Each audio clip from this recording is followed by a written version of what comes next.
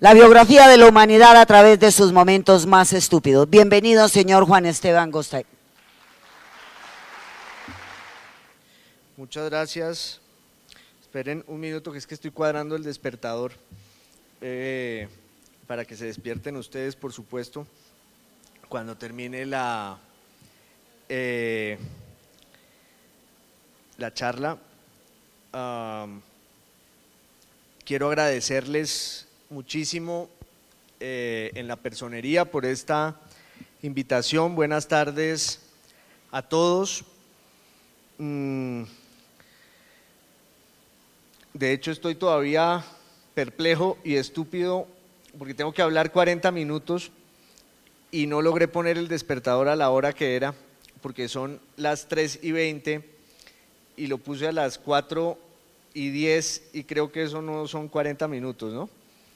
O sea que si alguien me puede avisar, por favor, a qué horas se cumplen los 40 minutos, me hacen una seña. Como les digo, estoy muy complacido de venir hoy aquí a esta reflexión urgente y necesaria sobre la estupidez. Lo cierto es que casi no llego, no solo pues porque es muy difícil siempre desplazarse en Bogotá, sino también porque cuando me hicieron la invitación, yo acepté encantado. Me pareció un tema interesantísimo, seductor, hasta cuando me llegó la lista de requisitos formales y burocráticos que había que cumplir para todo el tema de la contratación, y entonces tuve que desistir de venir hoy al externado a hablar sobre este tema, porque desde hace años soy un objetor de conciencia de eso que nos tortura a diario a todos, que son las formas excesivas. Y hablé de bizantinismo no en vano, porque el imperio bizantino se caracterizaba justamente por eso, por una gran sabiduría, por una gran erudición, pero también porque todo era un enredo, porque todo era como una gran tortura. Entonces, pues casi no llego, pero por suerte las cosas, por suerte para mí, por supuesto, las cosas se pudieron arreglar, aunque yo ya tenía una experiencia previa en esta materia, aunque no con el sector público, sino con el sector privado. Alguna vez me invitaron a dar una conferencia en un banco, de cuyo nombre no quiero acordarme, y que no voy a mencionar, entre otras, porque sigue siendo el banco en el que tengo mi única cuenta de ahorros, y no voy a dar datos adicionales para que ellos no me claven más ni me cobren más de lo que ya me cobran todos los días por respirar, por despertarme, por ver el reloj, etcétera. Pero alguna vez me invitaron a dar una conferencia en un banco y yo sentí, por supuesto, que me había ganado el baloto. Me froté las manos y un amigo con gran inteligencia y en el tono más confidente me dijo que cobrara mucha plata. Yo me lancé como un salvaje a cobrar todo lo que pude por esa conferencia, pensando pues que era una cifra que nunca más iba a volver a ver en mi vida. Era algo así como, guardando las proporciones, como si fuera lo de Reficar o algo así, pero en el plano del individuo, de la persona. Y cuando yo pasé mi cuenta de cobro, los que tenían que pagarme en el banco asintieron de inmediato, firmaron sin problema, me pagaron muy rápido y a mí sí me pareció muy curioso. Lo cierto es que luego el encargado de hacer toda la logística y el corte de cuentas del evento, un funcionario del banco, que hoy ya debe estar destituido o en el mejor de los casos en el infierno, me tenía que mandar una factura, me la envió y se equivocó, y en vez de mandarme solo mi factura o solo lo que tenía que ver conmigo, me mandó la lista de precios y costos de todos los que habíamos intervenido en ese evento. Y resulta que antes de mi conferencia, que tenía que ver con la historia, habían contratado a un mago que a mí me pareció malísimo, un mago como de fiesta infantil de los años 80, con un traje raído, con unos trucos ultra sabidos, con chistes trillados. Total que a mí el mago me pareció muy deficiente, hasta que me llegó, como les digo, un reporte en Excel de lo que había cobrado el mago, y ahí entendí por qué era un mago de verdad, y vi cuánto le habían pagado, y entonces desde esa época ya tengo el cuero duro y la carnadura de burro para este tipo de trámites. Yo quiero hacer hoy una exaltación de la estupidez, también muy urgente, entre otras quien me antecedió en el uso de la palabra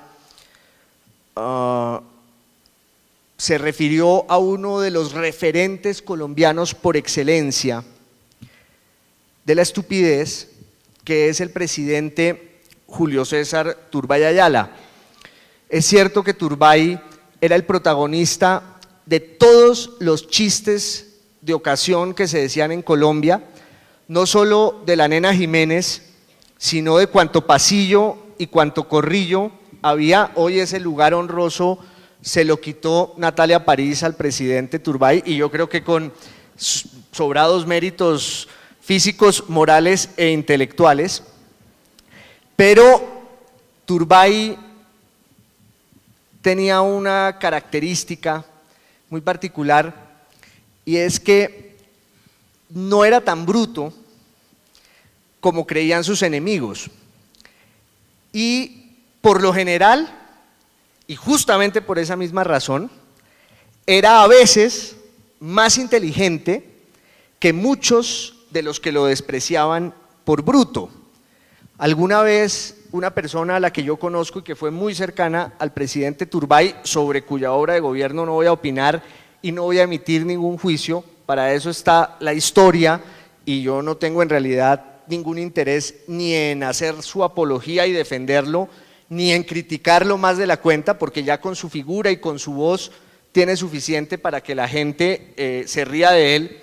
Pero lo cierto es que alguna vez, como les decía, conocí a alguien que fue muy cercano a Julio César Turbay, que me contó una pequeña anécdota, una historia, y es que Turbay, en una comida con varios tragos encima, porque le gustaba mucho el trago y era un tipo muy simpático, tocaba guitarra, dicen que era un tipo encantador, uno no lo puede creer. A mí me parece inconcebible que Turbay fuera encantador, pero dicen que lo era. Lo cierto es que Turbay, con varios tragos en la cabeza, le dijo a mi amigo, que era su gran amigo: ¿usted por qué cree que yo llegué a donde llegué? Ya había sido presidente de la República, que tampoco es que me parezca gran cosa, ni el logro pues más encomiable y más envidiable, pero a Turbay le parecía que sí. Entonces le preguntó a su amigo: ¿usted por qué cree que yo llegué a donde llegué? Y mi amigo, que era lagarto, como todos los que se le acercaban a Turbay, y que había sido embajador y había estado en la diplomacia y había estado en una cantidad de cargos del Estado por cuenta de su amistad con Turbay, mi amigo, que era un lagarto, le dijo: presidente, porque usted es un prohombre, porque usted es el mejor de los liberales del siglo XX. Y entonces Turbay, con gran sinceridad y lucidez, le dijo: no señor, no mi amigo, yo llegué a donde llegué porque el doctor Carlos Lleras siempre creyó que yo era bruto. Esa anécdota para mí fue reveladora, por lo que les digo, porque hay como una especie de exaltación desmedida en nuestra sociedad de la inteligencia, y en cambio hay un desprecio muy obvio de la estupidez. Digamos que en el plano irracional de los prejuicios, como decía el gran filósofo colombiano Antonio Cervantes Quit Pambelé, el gran filósofo colombiano, por no decir que el único, que tiene unas frases demoledoras. Una de ellas es mejor ser rico que ser pobre, es mejor ser bonito que ser feo. Por supuesto, es mejor ser inteligente que no serlo. Entonces, en el plano obvio e irracional, como les digo, de los prejuicios, suponemos que es muchísimo mejor ser inteligente que ser estúpido. Y entonces la estupidez se vuelve el blanco fácil, el chivo expiatorio de todo lo malo en la sociedad. Ahorita hablaba yo tras bambalinas con el personero y él me decía algo que yo creo que está en el fondo de este ciclo de conferencias, y es que uno siempre puede criticar la estupidez ajena porque la ve todo el tiempo y muy pocas veces la estupidez propia. Hay una frase italiana que pronunció un presidente de la República Italiana. Italia es un país en vías de subdesarrollo, es un país bellísimo, en el que se come muy bien, quizás el país más bello del mundo, pero es un país en el que nada funciona, en el que el Estado es enemigo permanente del individuo. Todo sale mal, todo lo que tiene que ver con la acción del hombre sale mal, quizás porque la naturaleza fue tan generosa con los italianos. Esa podría ser una especie de explicación sociológica y determinista. En las sociedades que han sido muy afortunadas por la vía de la naturaleza, lo que tiene que ver directamente con la acción de los seres humanos no funciona. En cambio, en las sociedades que son carentes y que tienen más dificultades para dialogar con su circunstancia y con el medio, se producen mejores instituciones y se producen quizás mejores resultados en la vida de la sociedad y en la vida de los individuos, en la vida cotidiana. Entonces decía un presidente de la República Italiana: italiani sono sempre gli altri, italianos son siempre los otros, porque los italianos tienen la costumbre arraigadísima de quejarse de Italia y son maravillosos haciendo el diagnóstico y la descripción perfectos de los males italianos, pero nunca se incluyen en ese diagnóstico y en esa descripción. Piensen ustedes que eso es algo que podríamos imponer también como análisis para Colombia y se cumpliría de principio a fin. Colombianos son siempre los otros, porque todos somos en este país expertos de esquina, grandes contertulios, ministros de Hacienda, técnicos de la Selección Colombia, comisionados en La Habana para resolver el tema del conflicto armado. Todos tenemos en el cubilete y bajo la manga una gran cantidad de soluciones para resolver los problemas que queramos, y cuando diagnosticamos lo que nos pasa como sociedad, podemos ser implacables y podemos ser muy profundos y muy acertados, pero también, como les digo, nos excluimos de la responsabilidad en esos males que señalamos. Eso pasa con la estupidez y con la fealdad.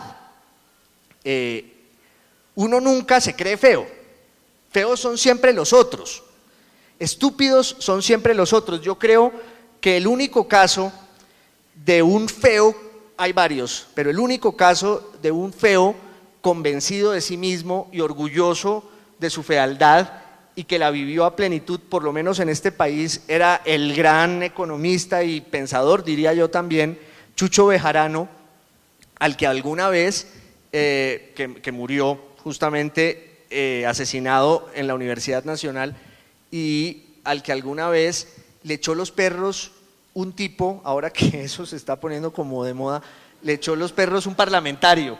En esa época no grababan a nadie, entonces cada quien decidía a qué motel iba. Bueno, pero me parece, y lo digo al margen y entre paréntesis como una nota de pie de página, que sería un buen uso para el Capitolio que se vuelva por fin un motel, ¿no? lo cierto es que a Chucho Bejarano le echó los perros un tipo muy importante y Chucho le decía a un amigo en común, le decía, ¿cómo será este tipo de marica que me echa los perros a mí que soy horrible? Esa es una forma de asumir la fealdad que solo tiene comparación con el caso de Madame de Montemias, que era una francesa cultísima, erudita, pero horrible, horrible. Digamos que era una fealdad sin atenuantes. A mí me gustaría aquí tratar de decir que tiene una belleza rara, que en la oscuridad y en la noche podía resultar atractiva. No, era una mujer muy fea.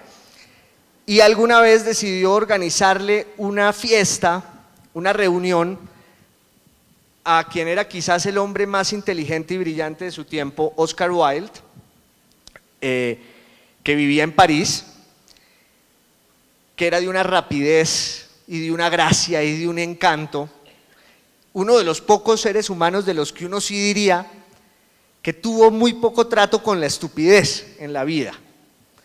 Y los tratos que tuvo con la estupidez eran siempre cordiales e irónicos.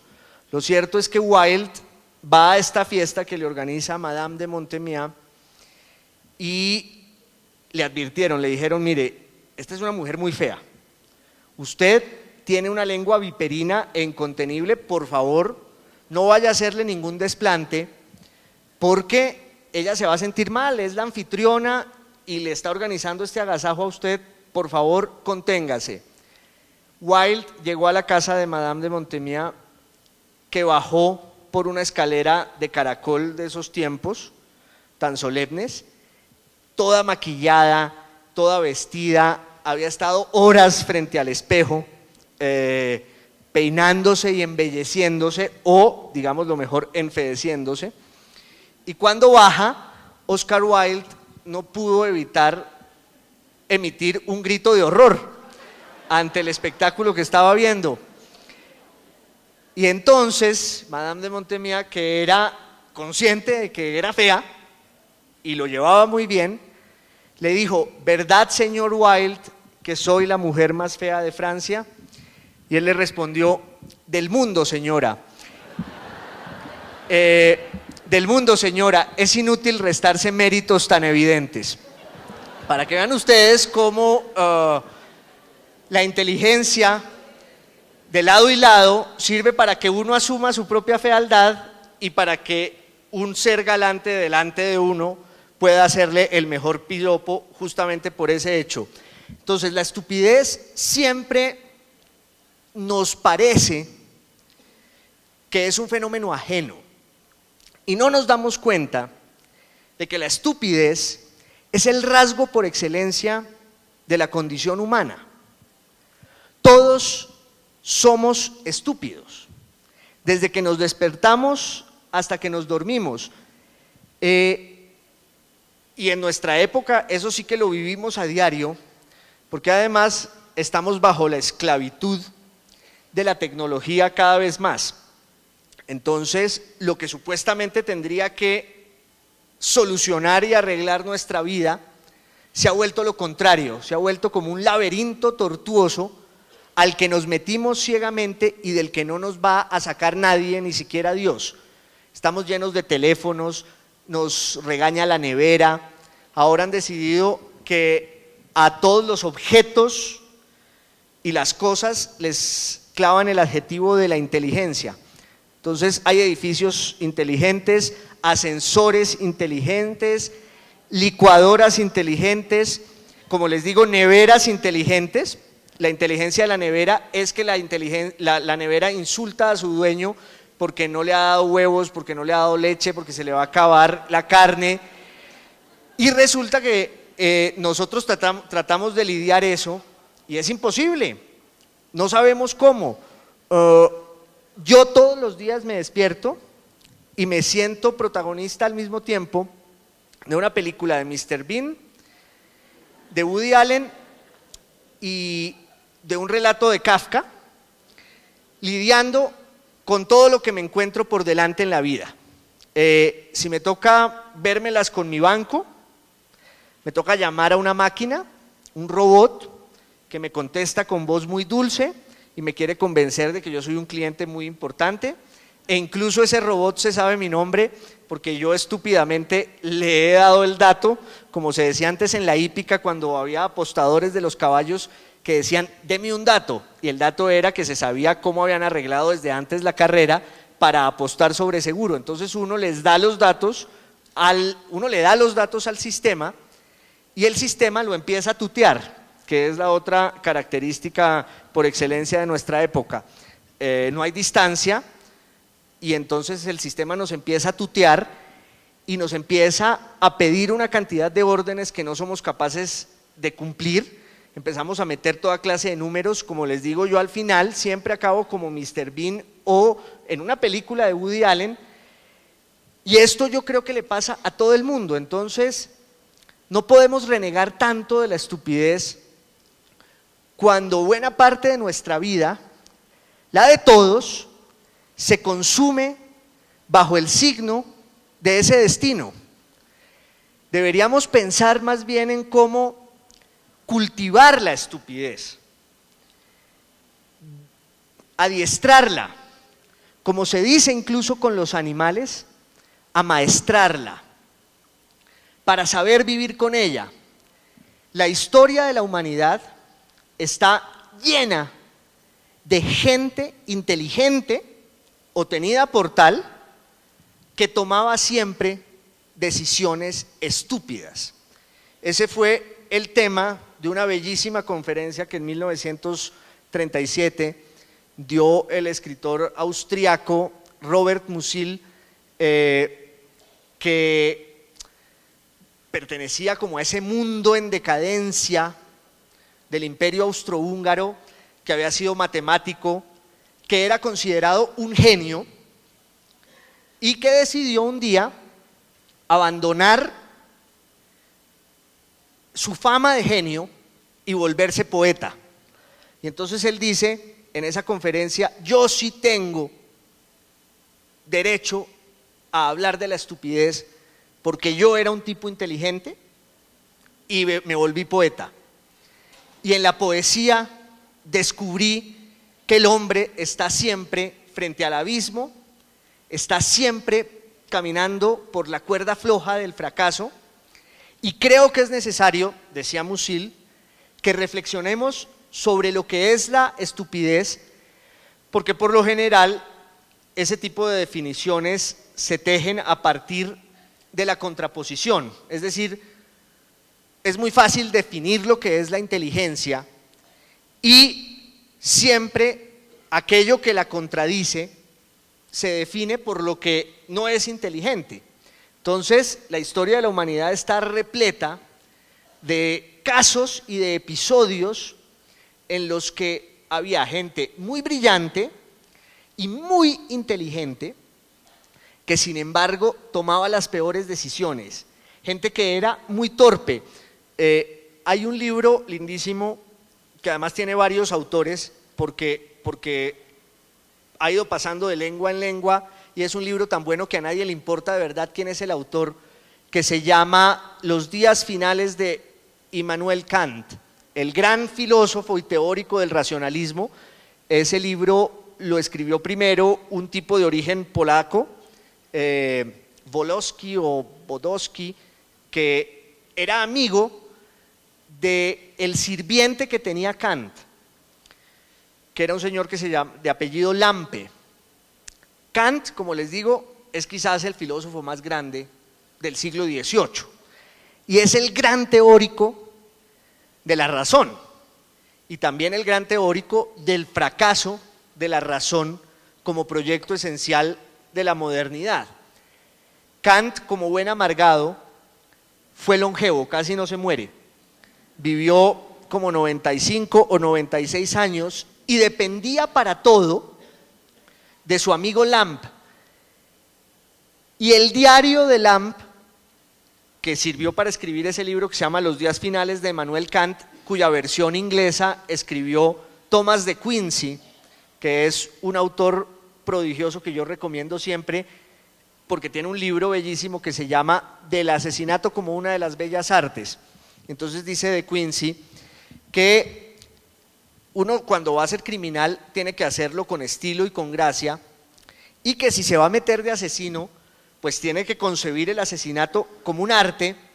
Y dice De Quincey, porque si uno empieza matando gente, termina en cosas horribles como salir a la calle sin ponerse los zapatos o vestirse mal. Entonces hay que tener mucho cuidado cuando uno se dedica al crimen con hacerlo con estilo.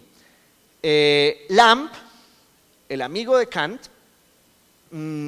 decía: es increíble que este señor hable del universo y hable de la razón si no se puede poner los pantalones.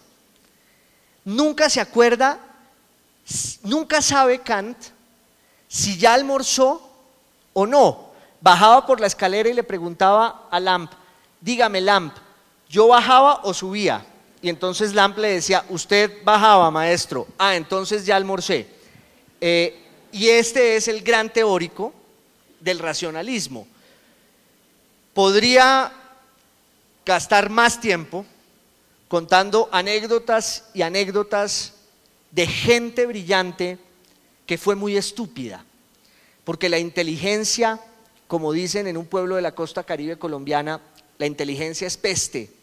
Y en esta época nuestra, cuando todo el mundo da declaraciones, cuando todo el mundo se siente obligado a opinar a propósito de todo, la inteligencia se volvió la norma y es muy fácil hacer de la estupidez, como les dije antes, el chivo expiatorio de nuestros males, y hablar de los estúpidos y despreciarlos.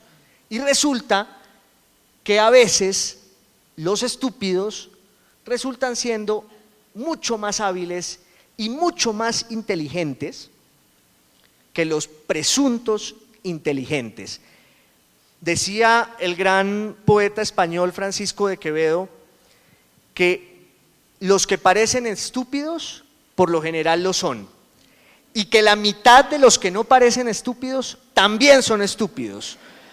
No quiero ocuparme del primer segmento poblacional, porque ese ha sido reseñado aquí en este foro mucho. En cambio, quiero ocuparme de ese segundo segmento poblacional, de los estúpidos que no lo parecían, o incluso de los estúpidos que resultaron ser muy inteligentes y muy hábiles.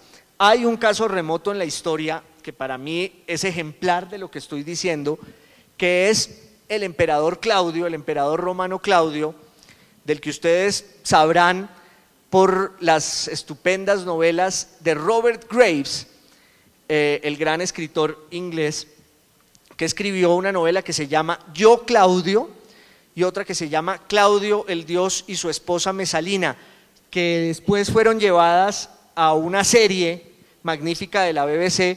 Entonces uno o se lee el libro o se ve la serie, o lee en Wikipedia, que se demora un poquito más, pero igual va a encontrarse con la figura estupenda de Claudio, que pertenecía, claro, a la familia Julia Claudia, a la familia de los primeros emperadores romanos, pero que era considerado por todos un idiota, entre otras porque era deforme, porque tenía una cantidad de problemas físicos, porque lo habían menospreciado desde que nació, casi lo habían marginado y lo tenían dedicado a actividades indignas, entre ellas leer libros y volverse un erudito, e incluso en algún momento hasta un historiador fallido. Nadie daba un centavo por Claudio, hasta que hubo una conspiración palaciega, una conspiración de esas típicamente romanas, con mucha intriga, con mucha sutileza, con mucha inteligencia, y un sector, sobre todo del ejército, terminó dándole un golpe de mano a un emperador que tampoco es que fuera una joya, Calígula, que habría resultado pues una verdadera solución en nuestros días para muchos de los problemas políticos que tenemos. Hay un escritor que se llama Louis Ferdinand Céline, que tiene una frase que para mí debería estar en el bolsillo de todo el que quiera entender el fenómeno de la política y del poder. Decía Céline: felices quienes fueron gobernados por el caballo de Calígula. Porque ustedes saben que Calígula, entre una de sus obras de gobierno más celebradas e inteligentes, decidió nombrar, darle un puesto muy importante a su caballo que se llamaba Incitatus, como si en nuestra época nombráramos senador o representante a la Cámara a un perro, a un burro, a un caballo o incluso a un senador o a un representante de la Cámara. Entonces, Calígula nombra a Incitatus en un altísimo cargo del imperio y lo sacaba en grandes procesiones y en grandes desfiles, y la gente tenía que hacerle toda clase de reverencias. Los romanos en eso eran muy inteligentes. Cuando endiosaban a los emperadores, le ponían a un tipo insignificante para que susurrara todo el tiempo en su oído mientras iba haciendo el curso glorioso en que el pueblo lo saludaba: recuerda que eres mortal. Porque uno de los grandes pecados del poder es la ilusión estúpida de la inmortalidad. Entonces, cuando llegaba al imperio un emperador romano, un ser insignificante le decía: recuerda que eres mortal.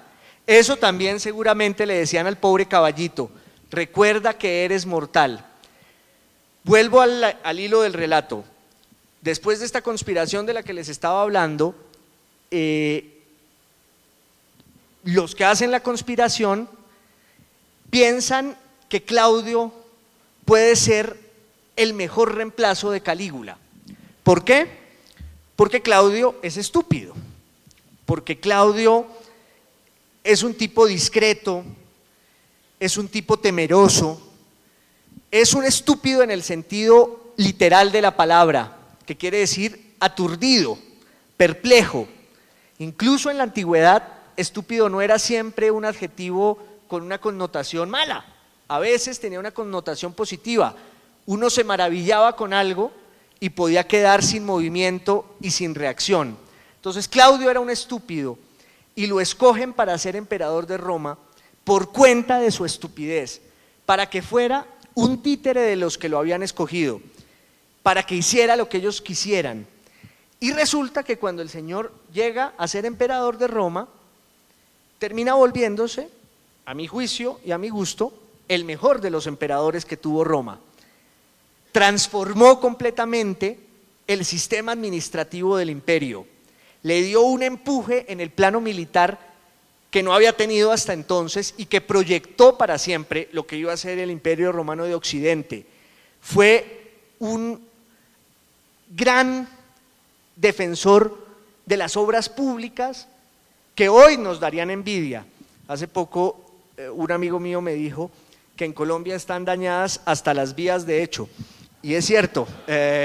Aquí uno pues no puede transitar por ninguna parte porque no hay vías por donde transitar, ni siquiera las vías de hecho, y los romanos ya habían resuelto ese problema en el siglo I después de Cristo. Entonces yo siempre hablo de Claudio con mucho cariño porque encarna el ideal de aquel que supo amansar, amaestrar y cultivar la estupidez y que no se posesionó de su inteligencia, porque nada nos pone más trampas que la inteligencia. La inteligencia es una trampa y cuando uno se cree inteligente, por lo general no lo es tanto. Entonces, cultivar la estupidez es, yo creo, una fórmula heterodoxa y atípica para alimentar esta reflexión en la que lo obvio sería lo otro: maldecir de los estúpidos y reseñar exactamente qué significa la estupidez. El otro caso con el que probablemente quiera terminar y que a mí me encanta es el de una figura que seguramente ustedes, de la que seguramente ustedes oyeron hablar en el colegio. A mí me gustó mucho la conferencia que oímos ahorita, encantadora, sobre la historia colombiana, porque parecería como si la historia colombiana fuera una sucesión interminable de estupideces, ¿no? Tanto es así que el escudo colombiano dice siempre libertad y orden, y es una frase casi insultante que se ha cumplido muy pocas veces, pero que en realidad no da cuenta de lo que es nuestra historia desde la conquista, pasando por la colonia y por supuesto yendo a la independencia, en donde con nuestra vida republicana ya asumida, nuestra historia se confunde muchas veces con la ficción y con el relato y con el cuento. Alguna vez a mí me dio por averiguar sobre un episodio histórico de la vida colombiana que cuando yo lo oí me parecía increíble, me parecía digno de una novela que todavía no se ha escrito, y ahí les boto la cuerda por si alguno de ustedes la quiere escribir, porque sería, entre otras, un gran éxito editorial. Esa historia es la del general Santos Acosta en el Estado Soberano de Boyacá a finales del siglo XIX, cuando nuestro país vivía bajo el signo del federalismo, siempre con el péndulo ese decimonónico entre el excesivo centralismo del proyecto bogotano y los esfuerzos federalistas que tuvieron quizás su mayor esplendor con los Estados Unidos de Colombia, que entre otras, para que quedara claro que eran los Estados Unidos de Colombia, mandaron a bordar el escudo de los Estados Unidos de Colombia en los Estados Unidos. Y por supuesto decía Estados Unidos de Colombia. Ya desde el siglo XIX teníamos la obsesión de que los extranjeros entendieran que esto es Colombia y no Columbia, que se ha vuelto como el punto de honor más grande de nuestro país, que afuera se sepa que no nos llamamos Colombia, sino que nos llamamos Colombia. Lo demás no nos importa, pero que eso sí quede muy claro.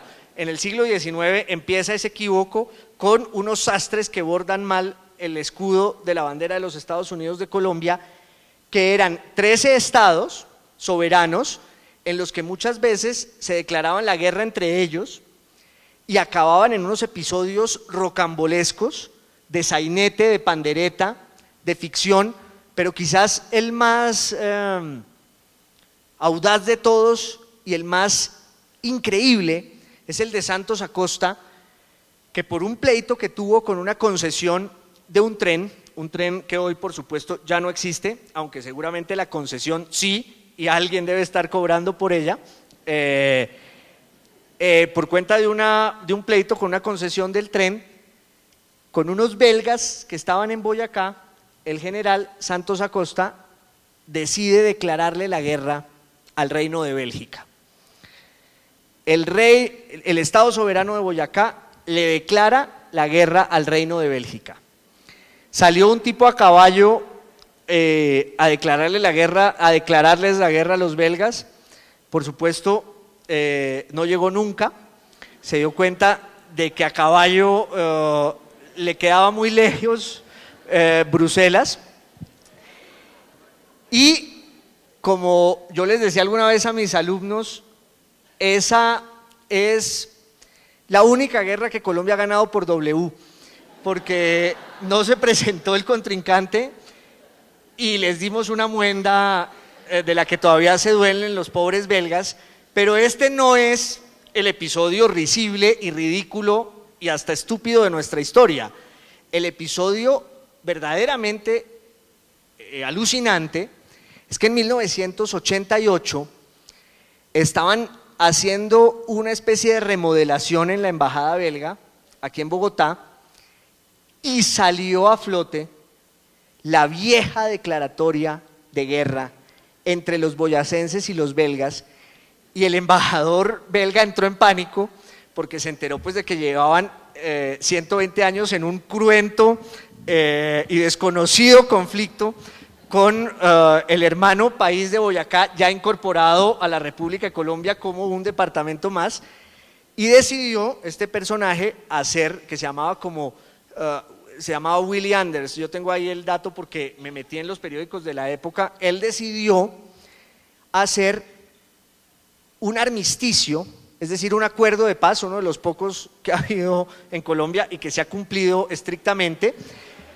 con el gobernador boyacense.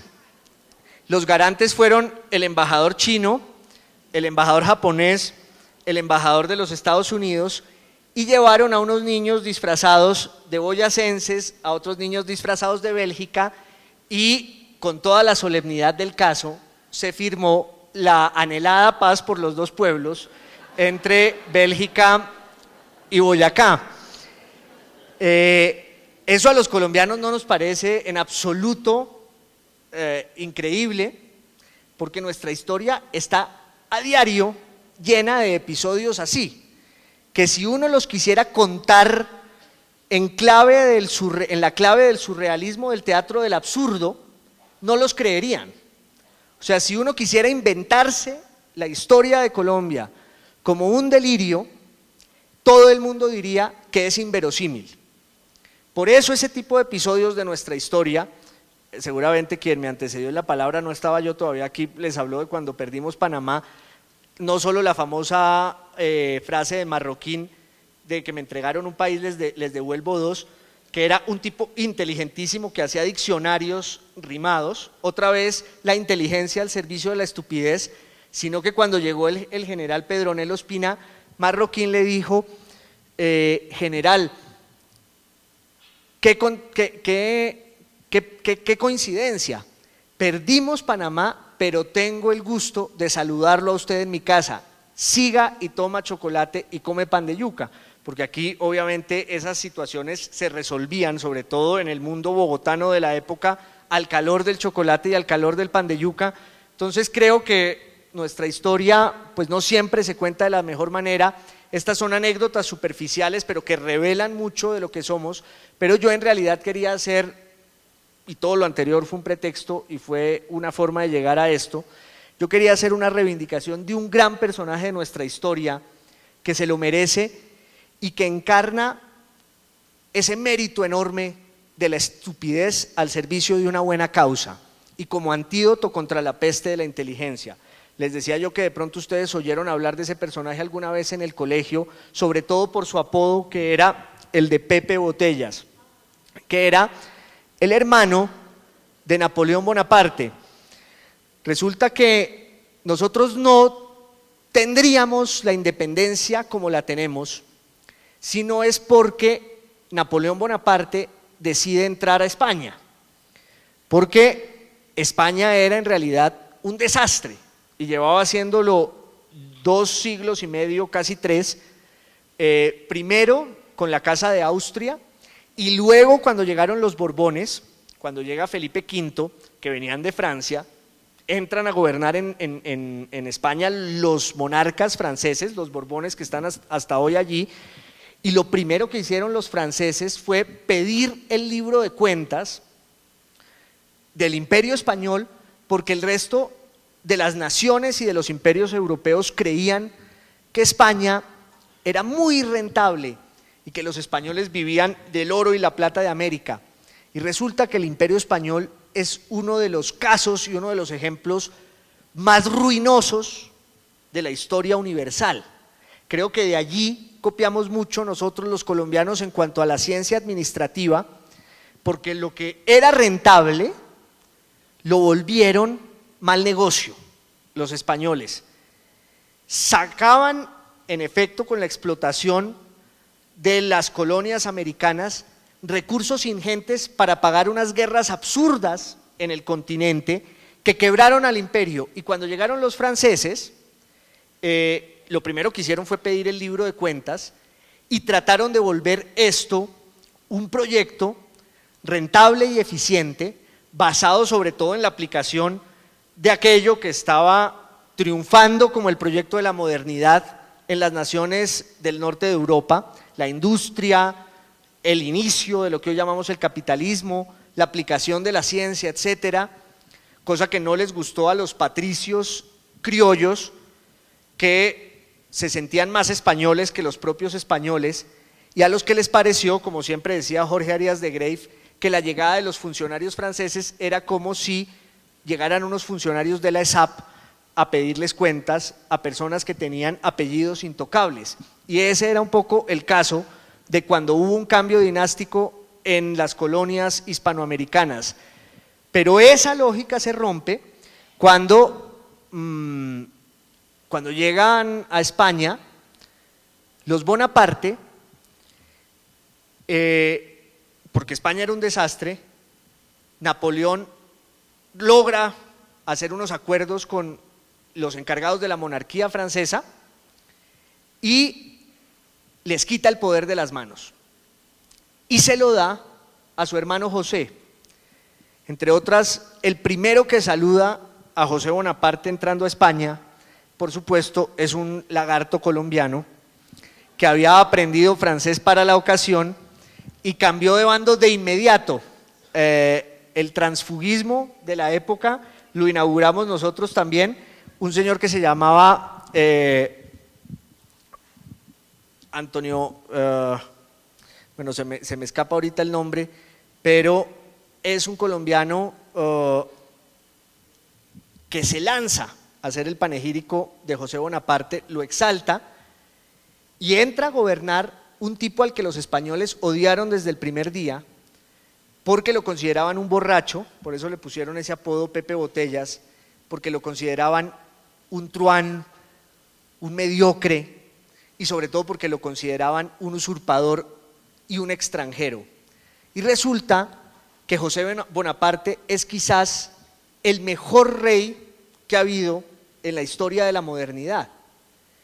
Don Miguel Artola escribió un libro bellísimo que se llama Los Afrancesados, contando la historia del reino de José Bonaparte y demostrando siempre que los estúpidos eran los que creían que él era estúpido. Quiso hacer una constitución liberal para España, quiso llevar ciencia y tecnología, quiso imponer un régimen meritocrático en el que llegaran a los puestos más importantes las personas que estuvieran más preparadas. Pues resulta que a José Bonaparte no lo dejaron gobernar, porque le clavaron desde el principio y hasta el final la fama del idiota, del incompetente y del borracho. Entonces, desconfiemos siempre del que es capaz de maldecir de la estupidez ajena, porque por lo general no ha logrado enamorarse de su propia estupidez, que es lo que lo va a llevar tan lejos, y esto no me parece bueno necesariamente, pero tan lejos como Turbay, Claudio y Pepe Botellas. Creo que ya me va a sonar el despertador, entonces muchas gracias a ustedes por la paciencia, ya se pueden despertar.